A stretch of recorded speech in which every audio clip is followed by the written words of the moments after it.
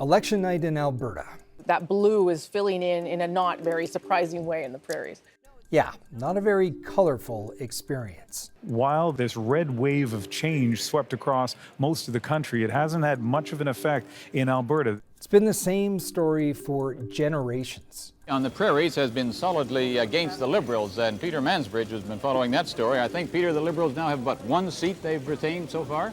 That's right, Noel. The Liberals only have one seat in 3 provinces. That's in Manitoba. TV was in black and white the last time a Conservative party, by one name or another, failed to win the majority of seats in Alberta in a federal election.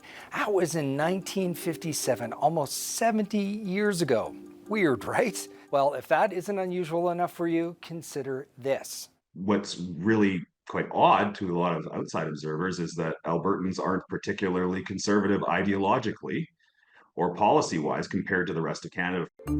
Yep, this political scientist just said that the province that's been consistently voting Conservative for decades isn't particularly conservative. Jared Wesley and his research team have surveyed thousands of Albertans over several years. When they're given the option of self-identifying as conservative, most don't. They pick moderate. So what's going on? Well, to understand, we need to dip back into the archives. In 1914, a strike in Turner Valley kicked off Alberta's first energy boom. But it wasn't led by big corporations, banks, or government, and that's key. You see, it was regular folks from across the province who poured today's equivalent of about $100 million into the oil and gas sector.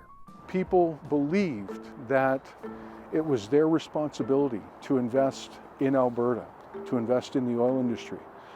It was how you demonstrated civic pride, civic responsibility. Calgary historian Paul Chasko literally wrote the book on that era, and he thinks the creation of an oil culture in Alberta helps explain why the province stands out politically. Part of what I suggest we're seeing in terms of going it alone is the belief that the province has a destiny, and that is to reshape the city, the province, Western Canada, maybe even the nation, in its own entrepreneurial, bootstrap individualism ethos.